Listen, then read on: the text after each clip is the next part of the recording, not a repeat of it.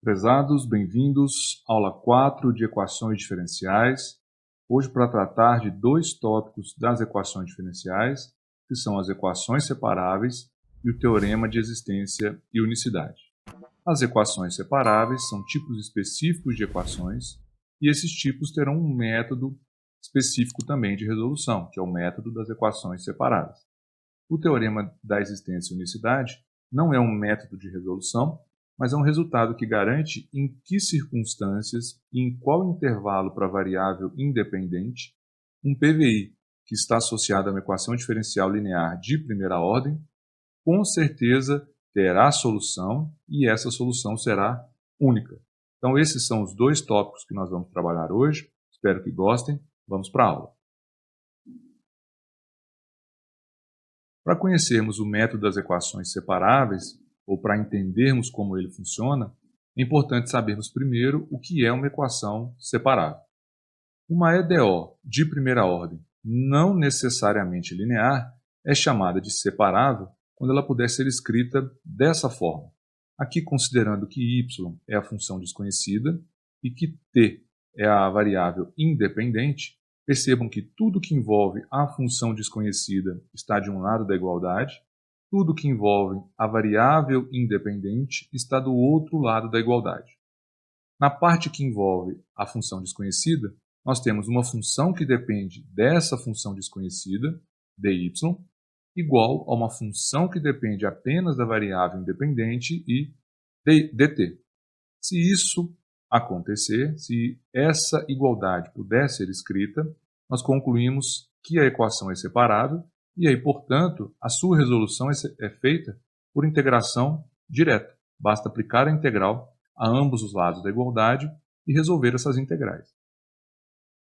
Para ilustrar, nós vamos resolver um exercício que consiste apenas em mostrar que cada uma dessas três equações diferenciais são separáveis. Na primeira, percebam que nós precisamos apenas efetuar a multiplicação cruzada para concluir que y dy é igual a menos x dx. Tudo que envolve a função desconhecida y ficou do lado esquerdo, tudo que envolve a variável independente x ficou do lado direito. Portanto, ela é uma equação separável. Da mesma forma, na letra B, basta uma pequena manipulação na equação para que ela possa ser reescrita dessa forma. E percebam que tudo que envolve a função desconhecida y ficou do lado esquerdo, tudo que envolve a variável independente, que agora é t, está do lado direito, e, portanto, ela também é separável. Na letra C, nós vamos trocar essa notação de derivada por dy dx, já que foi indicado que a variável independente é x. Fazemos uma manipulação simples e encontramos essa nova igualdade equivalente à primeira e, portanto, ela também é separável. Agora, vamos resolver uma equação separável, nesse caso a primeira que nós já verificamos que é separável anteriormente, aplicando a integral a ambos os lados, depois da igualdade onde temos a garantia de que ela é separável. Percebam que nós já mostramos que ela é separável. Agora basta que nós apliquemos a integral em ambos os lados, encontrando a integral de y dy igual a menos integral de x dx. Integral de y dy, y ao quadrado sobre 2, integral de x dx, x ao quadrado sobre 2. Multiplicando ambos os lados por 2 para eliminar os denominadores, encontramos y2 igual a menos x ao quadrado mais 2c, e, portanto, o y é mais ou menos a raiz quadrada de menos x2 mais 2c. Percebam ainda que para que os valores de y sejam reais, é necessário que o radicando seja maior ou igual a zero. Então, se nós forçarmos que menos x ao quadrado mais 2c seja maior ou igual a zero, nós vamos garantir que essa condição tem que ser satisfeita. Ok? Percebam ainda que se x ao quadrado é menor ou igual a 2c, o c vai ser maior ou igual a x ao quadrado sobre 2. Como x ao quadrado é sempre maior ou igual a zero, então o c também nós temos garantia que vai ser sempre maior ou igual a zero. Percebam ainda que a função y foi encontrada de forma que aparecessem duas famílias de soluções, mais a raiz e menos a raiz. Será que se nós tivéssemos um PVI Ainda assim valeriam esses dois tipos de soluções, mais a raiz e menos a raiz? Vamos verificar a partir de um exemplo. Se essa equação diferencial estivesse associada a uma condição inicial, nós vamos aplicar a condição inicial na solução geral, que foi mais ou menos raiz de menos x ao quadrado mais 2c igual a menos 1. Aqui vamos trocar o x por zero e o resultado por menos 1.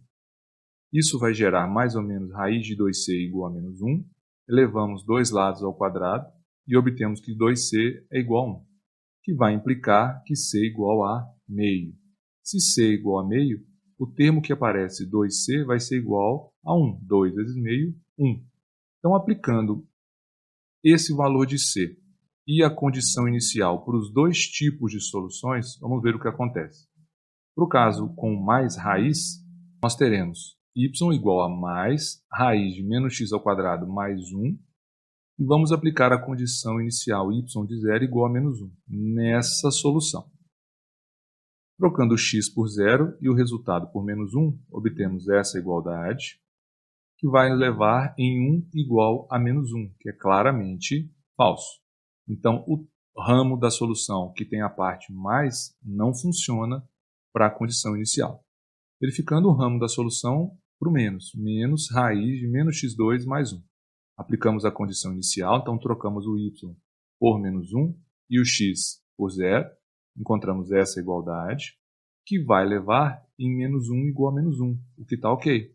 Portanto, só o ramo da solução que tem um menos do lado de fora é que vai satisfazer a condição inicial e, portanto, é que vai satisfazer o PVI. Então, a solução do PVI vai ser menos raiz quadrada de menos x ao quadrado mais 1. Continuando, resolvemos agora um PVI. Nós temos que resolver essa equação diferencial e depois aplicar a condição inicial. Essa equação diferencial, trocando aqui a notação, né, y' por dy dt, pode facilmente ser reescrita dessa forma, que garante que ela é separável. Próximo passo, aplicamos a integral em ambos os lados, ficamos com essa relação. Aqui nós podemos separar, percebam que a integral de 1 mais 2y2 sobre y é, na realidade, a integral dessa soma, e a integral de cosseno de t é seno de t e vai aparecer a constante. A integral de 1 sobre y é ln do módulo de y, e a integral de 2y vai ser y ao quadrado. Nós vamos obter ln do módulo de y mais y ao quadrado igual a seno de t mais a constante de integração. Percebam que não é possível isolar o y a partir desse resultado, e, portanto, essa solução é chamada de implícita, porque não é possível isolar o y, certo? Temos, então, a solução geral da equação diferencial, que é um tipo implícito de solução.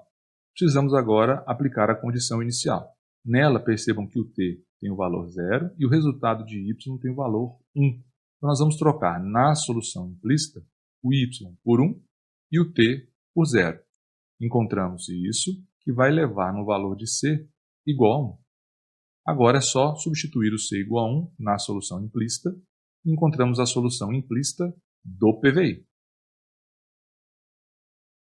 Entendido o método de resolução das equações separáveis, vamos falar do teorema de existência e unicidade de solução de PVIs.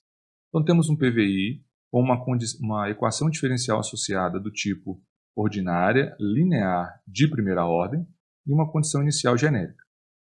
Se as funções p e q da equação diferencial forem contínuas simultaneamente, um determinado intervalo i, e além disso, o t0, que é esse coeficiente aqui da condição inicial, pertencer a esse intervalo onde as duas são contínuas simultaneamente, o teorema garante que esse PVI possui solução única nesse intervalo. Então, o que o teorema garante? Dado um PVI com uma equação diferencial ordinária linear de primeira ordem, esse PVI terá solução única no intervalo onde as duas funções forem contínuas simultaneamente e no qual o t0 estiver. Então, nós temos que procurar um intervalo onde as duas funções p e q são contínuas e verificar se nesse intervalo tem o valor t0 lá da condição inicial. Se isso for satisfeito, é nesse intervalo que eu garanto que a solução do PVI existe e é única. Qual que é a solução? Não sabemos, mas sabemos que ela existe, então tem sentido procurá-la. Para ilustrar, vamos resolver esse problema. Encontrar um intervalo no qual esse PVI tem a solução única. Essa é a equação diferencial. Não está no formato padrão, então dividimos ambos os lados por t. Obviamente considerando que o t é diferente de zero, para não termos divisão por zero. Fazendo isso, P de t é 2 sobre t e Q de t é 4 vezes t. Vamos procurar, então, um intervalo onde essas duas funções são contínuas simultaneamente. Q de t é contínua para todo t real, porque não tem restrição aqui para t. Já a função P de t não pode ter o t igual a zero. Então, tirando o zero, ela é contínua para todo t maior do que zero e para todo t menor do que zero. Percebam que, no t maior que zero, ambas as funções são contínuas. E no t menor do que zero, também ambas as funções são contínuas. Porém, é no intervalo onde t é maior do que zero que está o valor de t0, que é igual a 1. t0 igual a 1 está no intervalo t maior do que zero. Então, no intervalo t maior que zero, nós temos garantia de que a função q de t e a função p de t são contínuas e o t0 está nesse intervalo. Então, é nesse intervalo que o teorema garante que esse PVI tem solução e ela é única. Segundo exercício, determinar sem resolver o intervalo no qual a solução desse PVI certamente existe. Primeira coisa é deixar a equação diferencial no formato padrão. Então, temos que dividir ambos os lados por t menos 3. Então, encontramos isso, obviamente considerando que o t é diferente de 3 para não termos divisão por zero. Vamos procurar agora um intervalo onde essas duas funções, a P de t e a Q de t, sejam contínuas simultaneamente e onde esteja o t0. O t0, nesse caso, de novo, é igual a 1. P de t é essa função, Q de t é essa. A função P de t é contínua para todo t maior do que zero, por causa do ln, e para t diferente de 3, por causa do denominador. Então, ela é contínua aqui no intervalo aberto de 0 a 3 e também no intervalo aberto de 3 para infinito. Chamei o intervalo aberto de 0 a 3 de I1 e o intervalo aberto de 3 a infinito de I2. A função Q de t é contínua para todo t real, com exceção do t igual a 3. Então, ela tem que ter um t diferente de 3. Então, ela é contínua no intervalo I3 aberto de menos infinito a 3 e no intervalo aberto I4 de 3 para infinito. Vamos verificar em quais desses intervalos que as duas são contínuas simultaneamente. Percebam que do 3 para o infinito, ambas são contínuas simultaneamente. São os intervalos I2 e I4, que são iguais. Então, nesse intervalo, ambas são contínuas simultaneamente. No intervalo I1, a função P de t é contínua. Mas percebam que o I1 está contido aqui no I3. Então, no intervalo I1, ambas as funções também são contínuas. No I3 não, porque o I3 vai para menos infinito e aqui não acontece esse ir para menos infinito na função P de t. Portanto, desses 4 intervalos, os que garantem que as funções P e Q são contínuas simultaneamente são os intervalos I1 e o I2, que é igual ao I4. Mas o valor de t0 é igual a 1. E em qual desses dois intervalos está o valor 1? No intervalo I1, que vai de 0 a 3. Portanto, é no intervalo I1, de 0 a 3, que o teorema da existência e unicidade garante que esse PVI vai ter solução única e existente, obviamente. Ele garante a existência da solução e que ela é única especificamente nesse intervalo. Pessoal, espero que tenham gostado. Vamos ficar por aqui, que tenham entendido. Se tiverem alguma dúvida, por favor, me procurem. E aguardo vocês na próxima aula do canal.